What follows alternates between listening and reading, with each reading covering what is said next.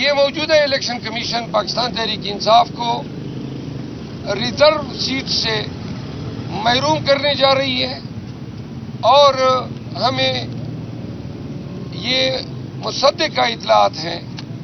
کہ ہم نے جو لسٹیں دی ہیں ان لسٹوں کے حوالے سے کوئی بھی تکنیکی ایشوز اٹھا کر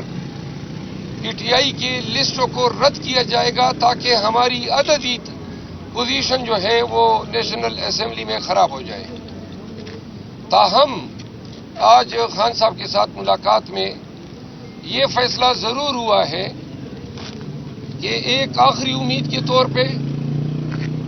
جتنے بھی متاثرہ امیدواران ہیں اور میں خود بھی ذاتی حیثیت میں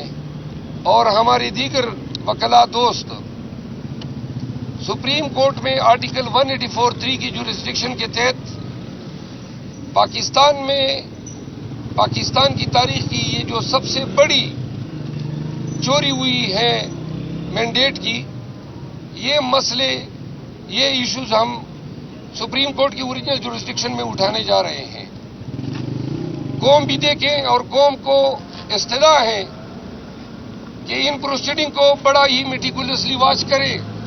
اور دیکھیں کہ کیا وہاں پہ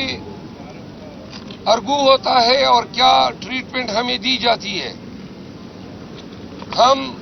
یہ سمجھتے ہیں کہ آج کل اوورآل انصاف کا عدالتوں میں فقدان ہے. جو شخص عدالت جاتا ہے انصاف لینے یا شکایت کرنے، اس کو یا اٹھایا جاتا ہے یا بگایا جاتا ہے، اور یہ دونوں کے بعد پھر اس شخص کو عبرت کی مثال بنایا جاتا ہے. لہذا ہم کافی تعداد میں اب پٹیشن کرنے جا رہے ہیں. امید ہے کہ سپریم کورٹ میں یکجا ہوں گے. تیسری بات یہ ہے کہ پی ایم ایل این اور پیپل پارٹی نے اناؤنس کیا ہے کہ انہوں نے عہدوں کی بندربانٹ کر لی ہے. ہم آپ کی وساطت سے قوم کو بتانا چاہتے ہیں کہ اگر یہ ہمارے مینڈیٹ کے ساتھ اقتدار پہ بیٹھیں گے تو اور ہمیں زبردستی حزب اختلاف میں بٹھایا جاتا ہے تو نہ تو یہ ہم سے چین سے اقتدار کر سکیں گے اور نہ ہم ان کو پاکستانیوں کے حقوق پہ ڈاکہ ڈالنے یا پاکستان کے خزانے پہ ڈاکہ ڈالنے کی اجازت دیں گے اور نہ اس قابل چھوڑیں گے. انشاءاللہ خان کی ہدایات کے تحت اس دفعہ کی اپوزیشن میں کافی پڑھے لکھے لوگ بشمول وکلاء آئے ہیں. اگر ہم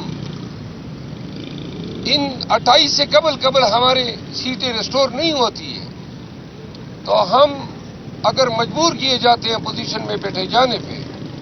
تو میاں شہباز شریف صاحب یہ نوشتہ دیوار لکھ لو کہ آپ کا خیال ہوگا کہ میں حکمرانی کروں گا،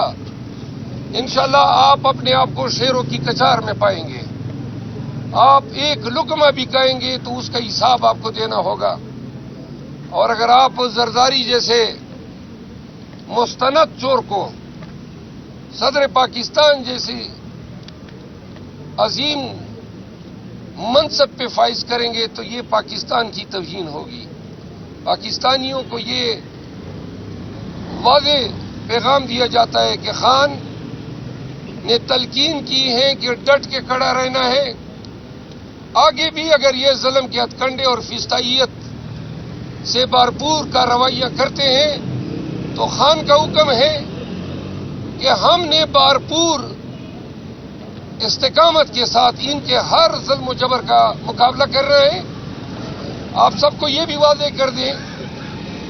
کہ پاکستان تحریک انصاف اور ہمارے بانی chairman Imran Khan Bushra be be کے ساتھ روا رکھے گئے سلوک پہ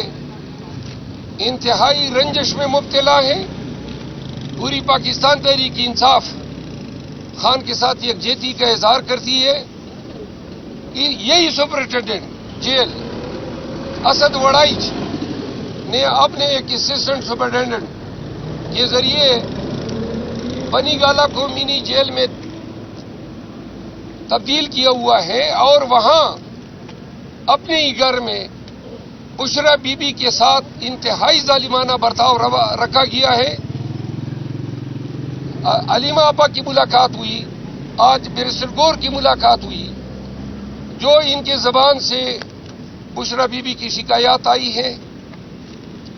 اس سے واضح ہے کہ ان کی خوراک، ان کی صحت دیگرگوں ہے، ان کو انتہائی ناقص غذا دی جا رہی ہے، ان کو اپنے گھر میں ایک کمرے سے باہر نکلنے کی اجازت نہیں ہے، جو میٹرسز ہیں ان کو تبدیل کرنے کی اجازت نہیں ہے، اور جو پرسنل کی ڈیوٹی لگائی گئی ہے وہ بار بار پہ ٹوکنا اور توہین کرنا، گویا ان کو ہدایت کی گئی ہو کہ آپ نے ان کا جینا دوبر کرنا ہے۔ سوری، تو آپ کے توسط سے پورے پاکستان کو بتایا جا رہا ہے کہ بانی چیئرمین کو ذہنی پریشانی سے آگاہ کرنے کے لیے، ان کو رنجش میں مبتلا کرنے کے لیے ان کی اہلیہ کے ساتھ انتہا ناروا رویہ اسد وڑائچ نامی سپرنٹینڈنٹ جیل نے روا رکھا ہوا ہے۔ ہمیں یہ ہدایت ہوئی ہے کہ خان کی اور بشرا بی بی کی 2 ہفتوں سے ملاقات نہیں ہوئی ہے، تو ہم اس سلسلے میں بھی اسلام آباد ہائی کورٹ سے رجوع کر رہے ہیں۔ ہم 1843 کی پٹیشن سمیت کل ہی سپریم کورٹ سے رجوع کر رہے ہیں تاکہ اسمبلی کا اجلاس ہونے سے قبل سپریم کورٹ پاکستان کی سیاسی، جمہوری، آئینی اور قانونی تاریخ کے سب سے بڑے مقدمے کا فیصلہ 28 فروری سے قبل کر لے۔